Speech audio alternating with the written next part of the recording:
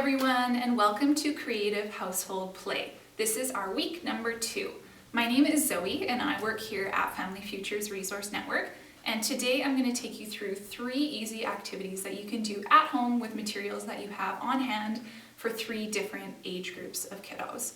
So let's get started. Our toddler activity this week is going to be pouring practice. So this is a great one if you have a little one who spills a lot. This is a great way to give them practice with some of those fine motor skills. So pretty much all you need for this activity is some kinds of scoops and bowls and a bin to hold whatever medium it is that you're going to be pouring. So plastic cups work great, measuring cups work great. If you have things like funnels, those can be really fun, but they're not essential. Smaller items like teaspoons and tablespoons work really well too. And then you're going to want some kind of bin for your medium to go in, so things that are large with a flat bottom work really well. You can also just use a plastic bowl just like that. So you're going to need your dishes, and then you can choose anything that pours. So you can use things like dry rice, dry beans, gravel, sand. You can also just use plain old water.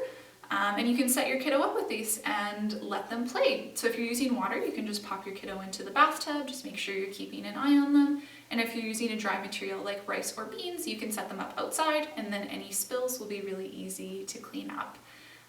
This is a really easy activity to do. You can make it a little bit more interesting by adding other materials into your kit. So using small toys or other craft supplies or plastic coins or jewels or anything like that. You can mix them in and make it more of a sensory bin type experience, but you can also just use it plain and give those kiddos some practice with pouring. So that's our toddler activity, very easy activity to do. We're going to move in now to our preschooler activity, which is making dyed pasta jewelry.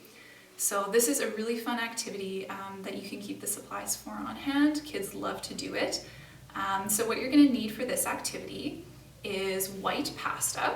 So if you have pasta that's expired, that's great, use that. But if not, that is fine. If you want your pasta to be beads, you need to make sure that your pasta has a hole in it. So rigatoni, penne, and wagon wheels all work super well because they have holes in them. Macaroni doesn't work as well because it's curved, so it's a lot harder to thread your string through there. So if you have a straight pasta that has a hole in it, that works really well. You can also dye any kind of pasta that you want and just use it as sensory bin material or as other craft supplies.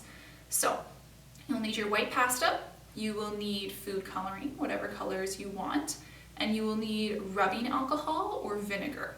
So if you have rubbing alcohol, I recommend using this over the vinegar because vinegar tends to make your pasta a lot more brittle and it breaks a lot easier. So if you have vinegar, it works okay. The demonstration I'm going to do today is going to use vinegar because that's what I have on hand. But if you have the option, use rubbing alcohol instead. So for this activity, I am going to be using rotini noodles because that's what I have on hand. So they're the small curly noodles. So this would not work to make jewelry, but it does work for making other craft supplies. So you're going to have your rotini, and then in this little cup I have a very small amount of vinegar. And then I also have my food coloring. So you're going to assemble your baggies like this. You can put more pasta in if you want, just depends how much of each color that you want. You want a separate baggie for each color that you're going to make, and you're going to portion your pasta inside. You are then going to add your food coloring to each bag. So my food coloring is red, so I'm going to take this and just add a couple drops in there. You don't need very much, a little bit goes a long ways. So you'll do that in each of your baggies and put in the color that you want. You're then going to add your rubbing alcohol or your vinegar. How much you're going to use is going to depend on how much pasta that you have. If you have a very small amount of pasta like this, you really need very little. If your bag was about half full, you would need around 1/4 teaspoon of rubbing alcohol or vinegar, okay? So I'm going to dump a little bit in there. And then this is a step that your kiddos can help you with. So seal your bag really good, and then you're going to mush your pasta and your color all around.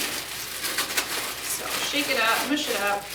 This one could probably use a little bit more vinegar, so if you notice that it's not coating it super well, you can add in more. But this is just to give you the idea so you can see that the pasta is starting to change color. So once you're done that, you can leave it to soak for a few minutes. Generally, it doesn't need to last for too long, maybe 5 minutes or so, and then you can dump your dyed pasta out onto a piece of parchment paper or wax paper or tin foil. I don't recommend using newspaper or just regular paper because then your pasta is going to stick. So leave it out on your paper to dry, and then it doesn't take too long to dry, usually around an hour or so. And then when you're done, you're gonna have something that looks a little bit like this. Hopefully you can see, but this is my dyed rotinis. They're red, they look really fun, and you can make any colors that you want like that. So that is your finished product of your dyed pasta. That's what it will look like at the end. And if you made pasta with holes in it, you can use this now, stringing it on pipe cleaners or on string to make beautiful pasta jewelry. So that is our pasta jewelry activity. Our next one that we're going to do is for our school-age kiddos. So we are going to make slime. So if you have school-age kids, chances are they have played with slime before and they're really into it. Kids tend to really like slime when they start to play with it.